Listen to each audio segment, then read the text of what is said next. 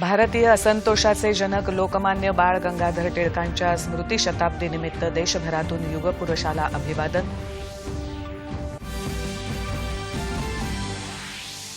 स्वराज्य, स्वदेशी आणि स्वभाषेतून लोकमान्यांनी स्वातंत्र्य लढ्याला भारतीय स्वरूप दिलं. टिळक पुण्यतिथीनिमित्त आयोजित कार्यक्रमात गृहमंत्री अमित शहा यांचे गौरवोद्गार. लोकमान्य टिळक आणि अण्णाभाऊ साठे यांच्या विचारातून प्रेरणा घेऊन त्यांना अपेक्षित स्वराज्य निर्माण करायला हवं. मुख्यमंत्री उद्धव ठाकरे. लोकशाहीर अण्णाभाऊ साठे यांच्या जन्मशताब्दीनिमित्त राज्यात विविध कार्यक्रम. मान्यवरांकडून अभिवादन.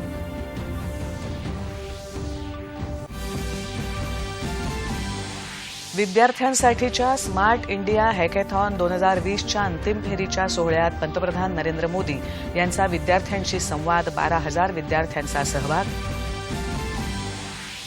देशात गेल्या 24 तासात 57,118 नवे कोरोना रुग्ण तर 764 जणांचा मृत्यू.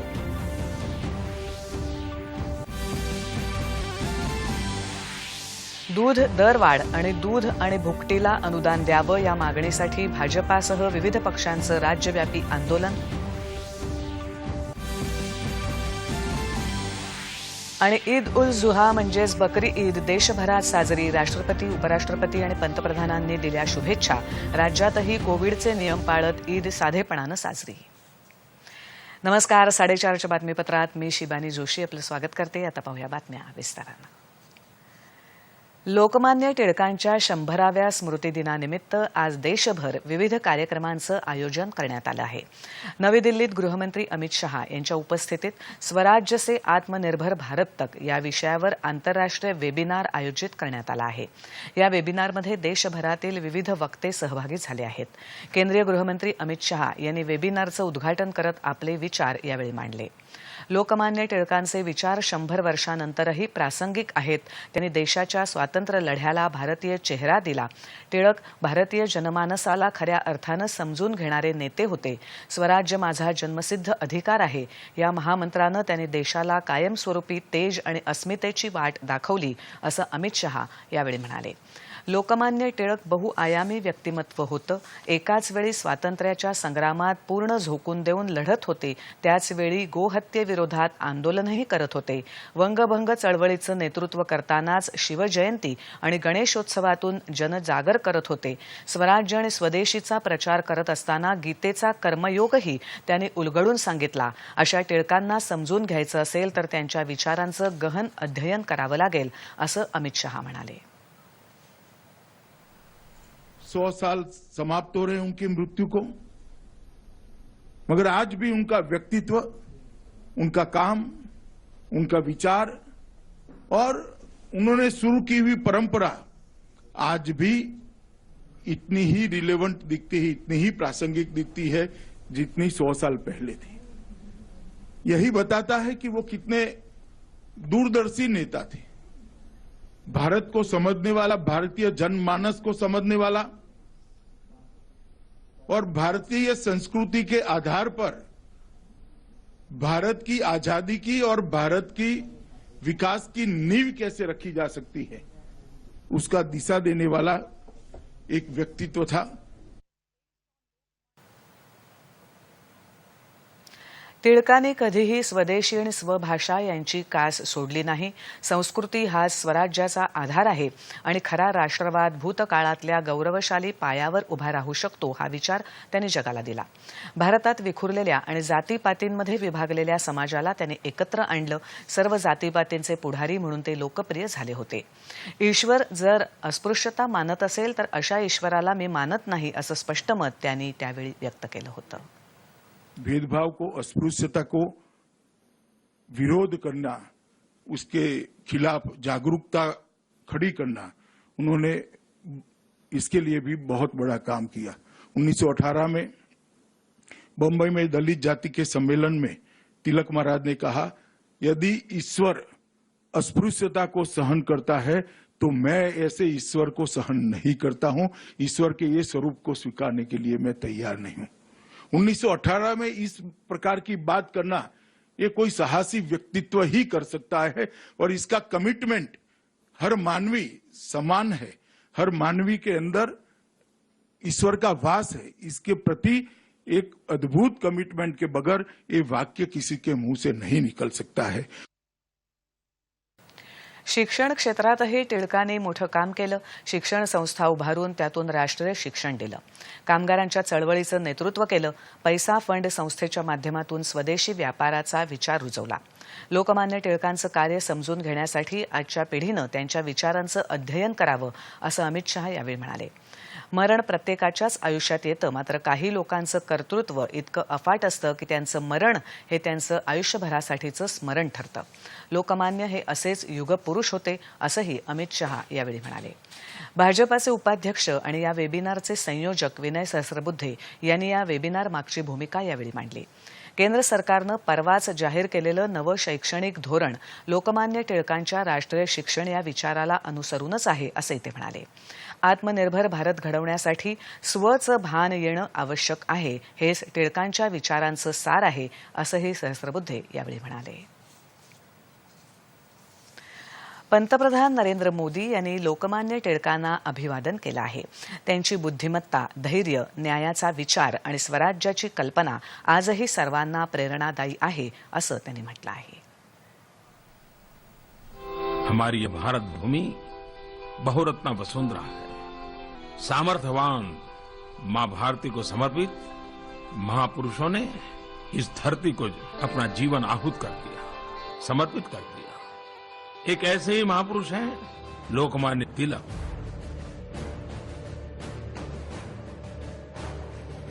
लोकमान्य तिलक साहस और आत्मविश्वास से भरे हुए थे.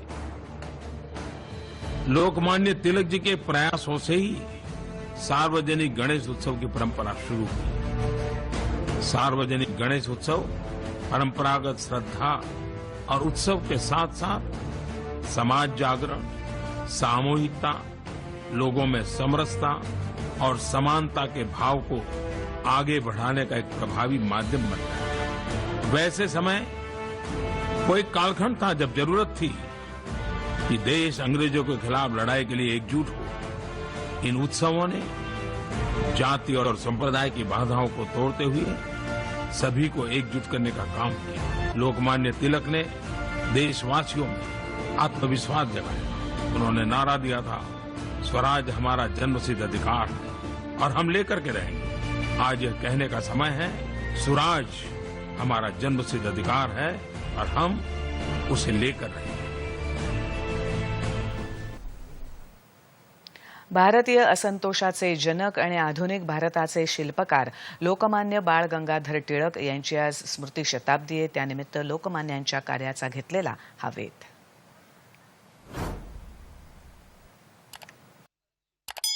लोकमान्य टिळक हे नाव उच्चारलं की प्रत्येक भारतीयाच्या मनात स्वराज्य हा माझा जन्मसिद्ध हक्क आहे आणि तो मी मिळवणारच ही घोषणा दुमदुमते.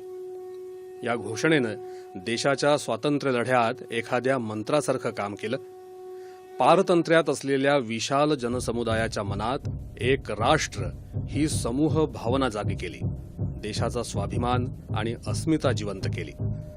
सगळा देश एका सूत्रात बांधला आणि म्हणूनच आज टिळकांच्या 100व्या स्मृतिदिनी देखील आपल्याला या युगपुरुषाच्या स्मरणातून प्रेरणा मिळते. जनतेला जागृत करण्यासाठी राष्ट्रीय शिक्षण देण्याची गरज आहे हे ओळखून टिळकांनी new English school, Deccan education society आणि फर्ग्युसन महाविद्यालयाची स्थापना केली.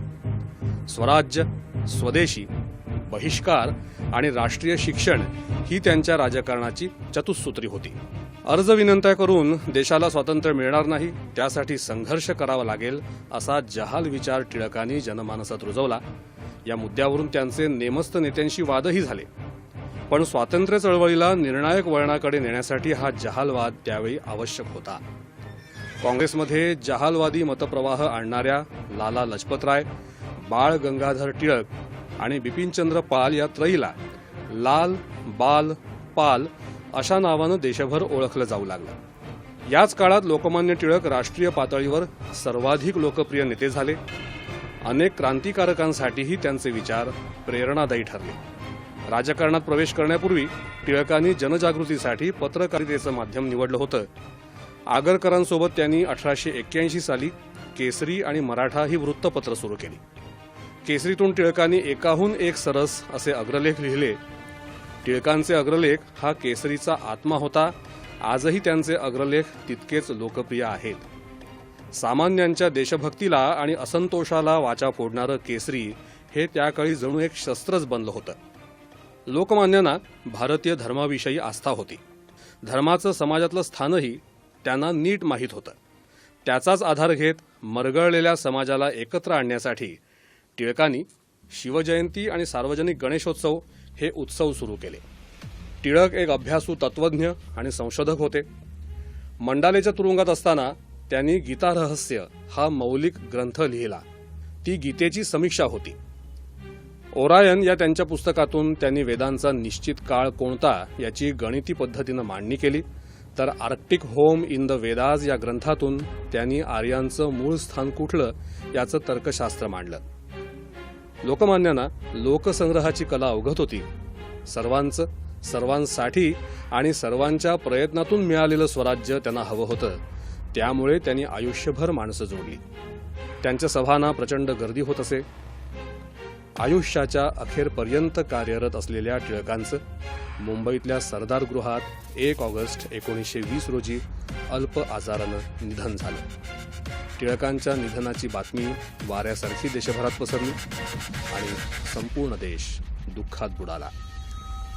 स्वातंत्र्याची चळवळ जनसामान्यांपर्यंत पोहोचवणारे आणि राष्ट्रवादाला मुख्य प्रवाहात आणणारे नरकेसरी लोकमान्य टिळक यांना त्यांच्या स्मृती शताब्दीनिमित्त विनम्र अभिवादन.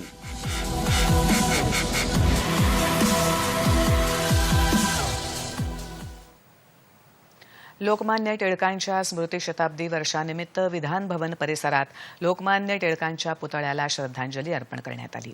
टिळक पुण्यतिथी आणि अण्णाभाऊ साठे यांच्या जन्मशताब्दी निमित्त राज्य शासनाचा उच्च आणि तंत्रशिक्षण विभाग, मुंबई विद्यापीठ आणि सावित्रीबाई फुले पुणे विद्यापीठ यांनी विशेष ऑनलाईन कार्यक्रम आयोजित केला होता. मुख्यमंत्र्यांच्या हस्ते या कार्यक्रमाचं उद्घाटन झालं. लोकमान्य टिळकांच्या प्रेरणेतून देशाला स्वातंत्र्य मिळालं, त्यांना अपेक्षित असणारं स्वराज्य निर्माण करण्यासाठी आपण काम करायला हवं, असं मुख्यमंत्री यावेळी म्हणाले. महसूल मंत्री बाळासाहेब थोरात, उच्च शिक्षण मंत्री उदय सामंत आणि विरोधी पक्षनेते देवेंद्र फडणवीस यांच्यासह विविध मान्यवर या कार्यक्रमात सहभागी झाले होते. लोकमान्य टिळकांनी देशाच्या स्वातंत्र्यासाठी दिलेला लढा, सार्वजनिक उत्सवांच्या माध्यमातून उभारलेली लोक चळवळ, त्यांचे राष्ट्रभक्तीचे विचार आपल्या सर्वांना देशासाठी काम करण्याची सदैव प्रेरणा देत राहतील, अशा शब्दात उपमुख्यमंत्री अजित पवार यांनी लोकमान्य टिळकांबद्दल कृतज्ञता व्यक्त केली. राष्ट्रवादी काँग्रेसच्या प्रदेश कार्यालयात खासदार सुप्रिया सुळे यांनीही लोकमान्य टिळकांना अभिवादन केलं. काँग्रेस कार्यालयातही प्रदेशाध्यक्ष बाळासाहेब थोरात यांनी लोकमान्यांना पुष्पहार अर्पण करून आदरांजली वाहिली. नागपुरातल्या गांधीसागर तलावाजवळील लोकमान्यांच्या पुतळ्याला युवा चेतना मंच आणि विविध संस्थांनी पुष्पहार अर्पण करून अभिवादन केलं. लोकमान्य टिळकांच्या पुण्यतिथीनिमित्त सह्याद्री वाहिनीवरून या बातमीपत्रानंतर लगेचच विशेष कार्यक्रम दाखवला जाणार आहे.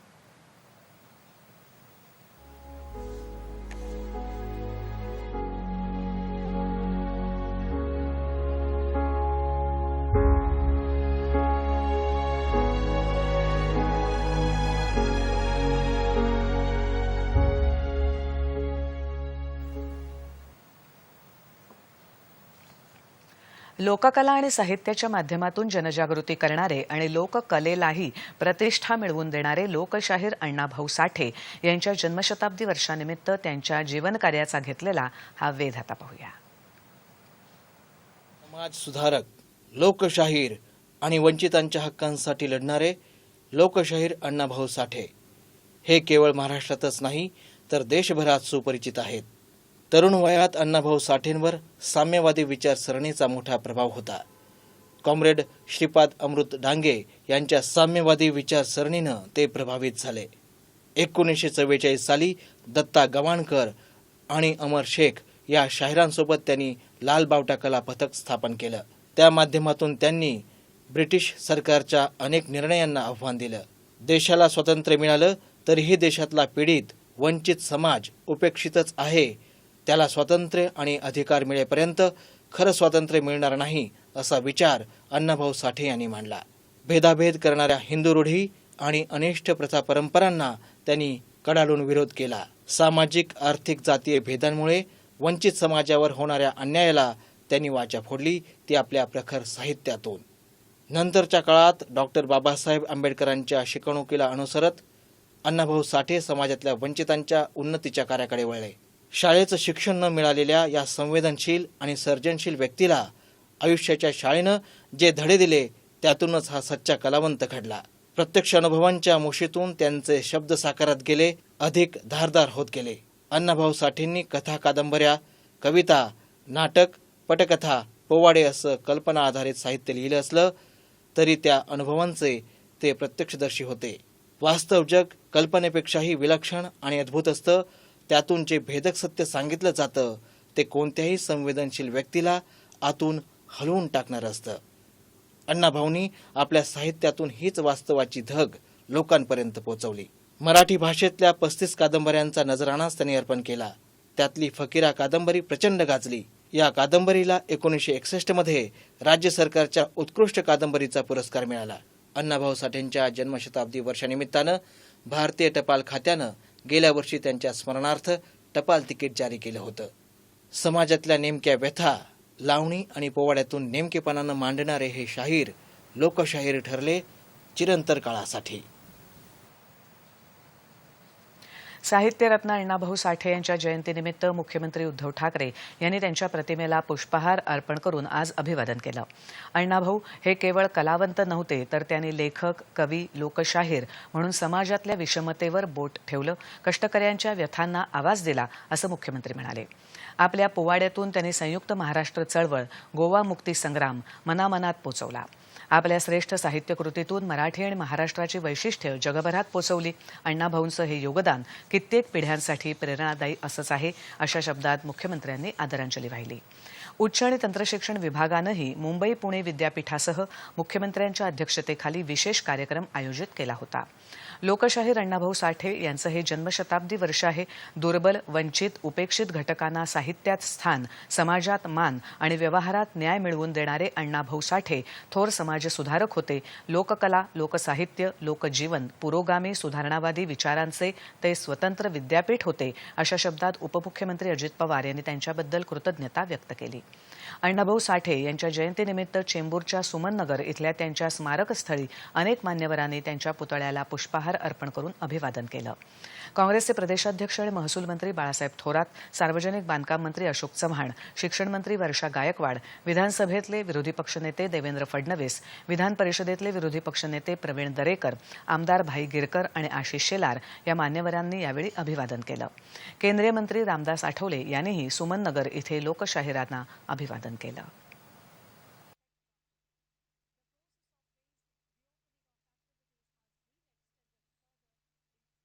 अण्णाभाऊ साठे यांची जन्मशताब्दी आहे. 1 ऑगस्ट 1920 त्यांचा जन्म झाला होता आणि आता त्यांची जन्मशताब्दी आहे.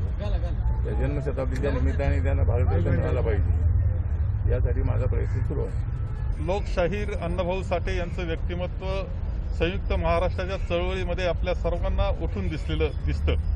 याला कारण त्यांनी त्या चळवळीमध्ये जी स्फूर्ती दिली, गीताच्या माध्यमातून स्फूर्ती दिली. लोकशाहीर अण्णाभाऊ साठे आणि अमर शेख अशी जोड महाराष्ट्रातल्या संयुक्त महाराष्ट्र चळवळीला मिळाली. नेत्यांबरोबर त्यांनी ज्या पद्धतीनं संघटन जनमानसामध्ये निर्माण केलं, जनमानसामध्ये वातावरण निर्माण केलं, यात त्यांचा खूप मोठा वाटा अण्णाभाऊ साठेंचा राहिलेला आहे.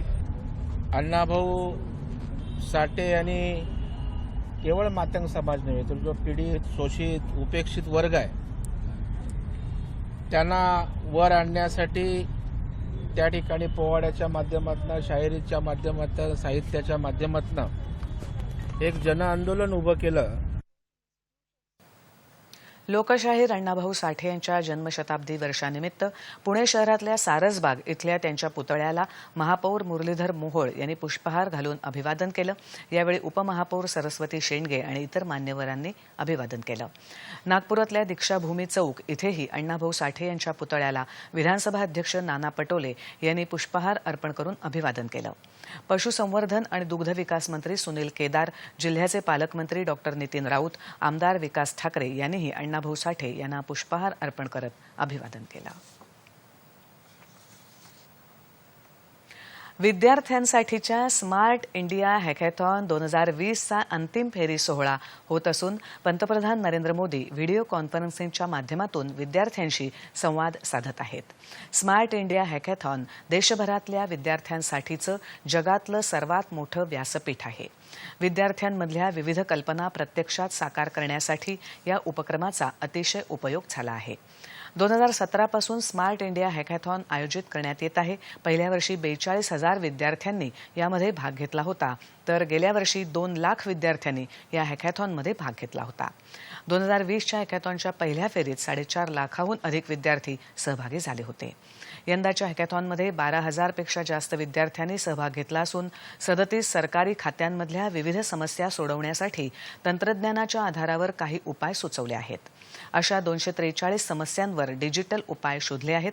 प्रत्येक उत्तम उपायासाठी 1 लाख रुपयांचं बक्षीस दिलं जाणार आहे. येत्या 3 ऑगस्टपर्यंत हे हॅकॅथॉन चालणार आहे. कोविडमुळे यंदाचं संपूर्ण हॅकॅथॉन ऑनलाईन पद्धतीनं होत आहे.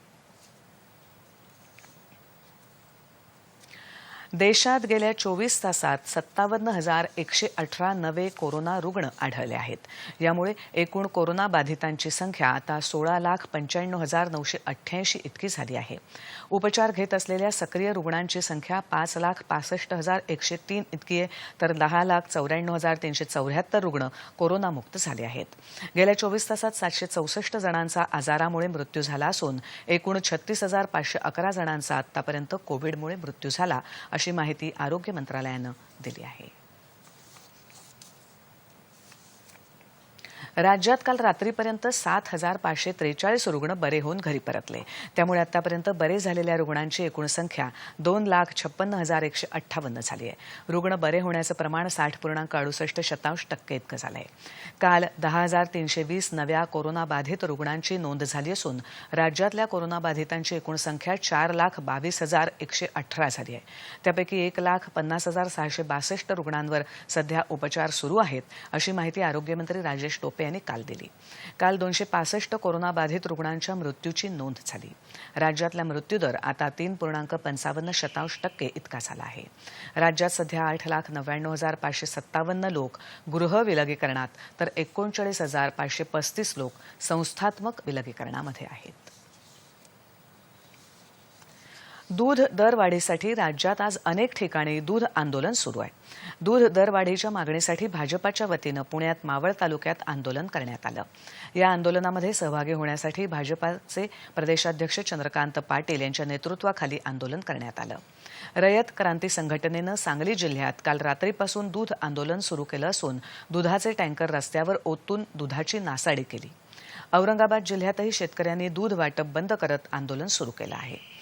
राष्ट्रीय समाज पक्षाच्या वतीनं जालना येथे दुधाची नासाडी न करता दूध वाटप करून आंदोलन करण्यात आलं. यावेळी मंदिराबाहेर बसलेल्या गरजू नागरिकांना दुधाचं वाटप करून आंदोलन करण्यात आलं. परभणी जिल्ह्यातही भाजपाच्या वतीनं पाथरी तालुक्यातल्या 7 डेअरीसमोर दूध विक्री बंद आंदोलन करण्यात आलं. नाशिक जिल्ह्यातल्या येवला तालुक्यात रिपब्लिकन पार्टी ऑफ इंडियाच्या कार्यकर्त्यांनी कोरोना काळात रोगप्रतिकारक शक्ती वाढवण्यासाठी मिश्रण तयार करून दूध वाटप करत आंदोलन केलं. दुधाला प्रति लिटर 10 रुपये अनुदान आणि दूध दरवाढीच्या मागणीसाठी बीड जिल्ह्यात विविध ठिकाणी भाजपाच्या वतीनं आंदोलन करण्यात येत आहे. कडा इथे विधान परिषद सदस्य सुरेश धस यांच्या उपस्थितीत या आंदोलनाला सुरुवात झाली. दूध वाया न घालवता तिथल्या नागरिकांना दूध वाटप यावेळी करण्यात आलं. बुलडाणा जिल्ह्यातही दूध दरवाढीसाठी रयत क्रांती शेतकरी संघटनेच्या वतीनं दूध आंदोलन सुरू करण्यात येत आहे. दुधाची नासाडी न करता दूध विक्रेते आज दुधाचं वितरण करत या आंदोलनात सहभागी झाले आहेत.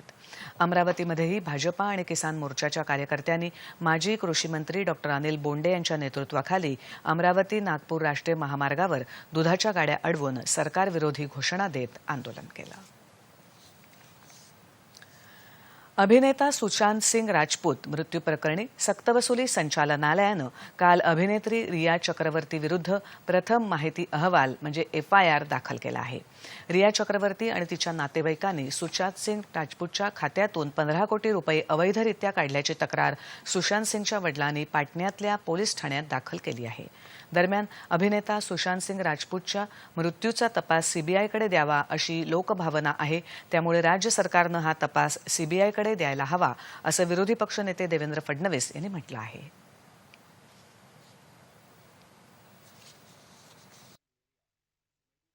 सुशांत सिंग राजपूत यांच्या केसमध्ये एक प्रचंड मोठा जनाक्रोश उभा राहिला आणि जनतेला असं वाटतंय की काहीतरी लपवण्याचा प्रयत्न होतोय, वेगवेगळे खुलासे त्याच्यात येत आहेत आणि म्हणून सातत्याने जनतेकडनं याची सीबीआय चौकशी व्हावी अशा प्रकारची मागणी केली जाते.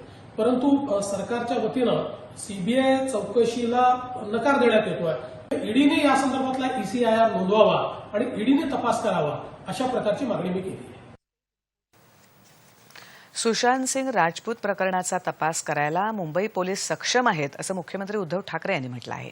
या प्रकरणी कोणाकडेही काही पुरावे अथवा माहिती असेल तर ते तपास यंत्रणांना द्यावेत असं आवाहनही मुख्यमंत्र्यांनी केलं आहे.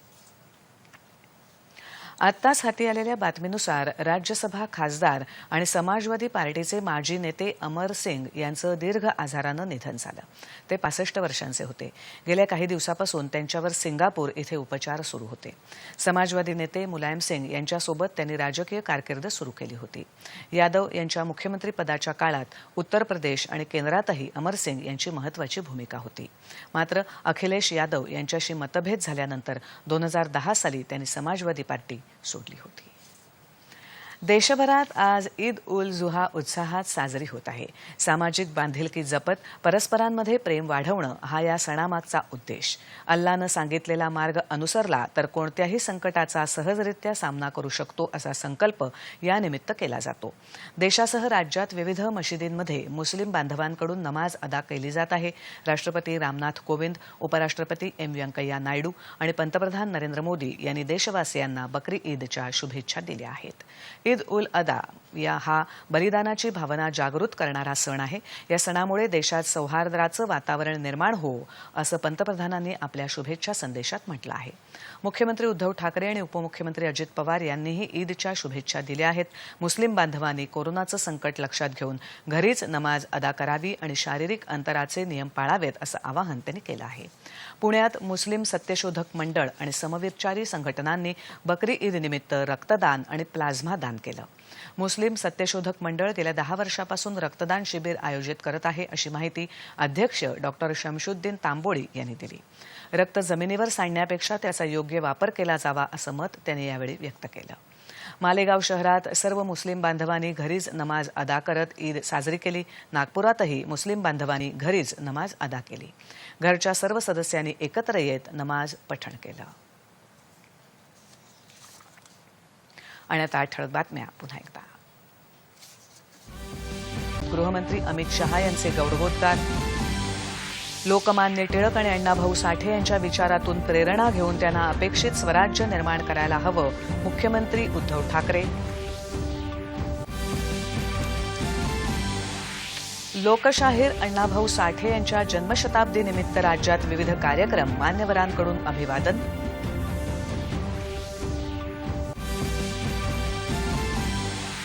विद्यार्थ्यांसाठीच्या स्मार्ट इंडिया हॅकॅथॉन 2020च्या अंतिम फेरीच्या सोहळ्यात पंतप्रधान नरेंद्र मोदी यांचा विद्यार्थ्यांशी संवाद. 12,000 विद्यार्थ्यांचा सहभाग. देशात गेल्या 24 तासात 57,118 नवे कोरोना रुग्ण तर 764 रुग्णांचा मृत्यू.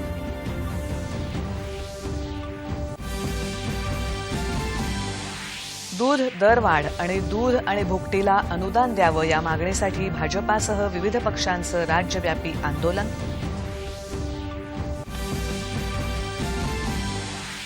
आणि ईद उल जुहा म्हणजेच बकरी ईद देशभरात साजरी. राष्ट्रपती, उपराष्ट्रपती आणि पंतप्रधानांनी दिल्या शुभेच्छा. राज्यातही कोविडचे नियम पाळत ईद साधेपणानं साजरी. याबरोबरच हे बातमीपत्र संपलं. पुन्हा भेटूया संध्याकाळी 7 वाजता पुढच्या बातमीपत्रात सह्याद्री वाहिनीवर. नमस्कार.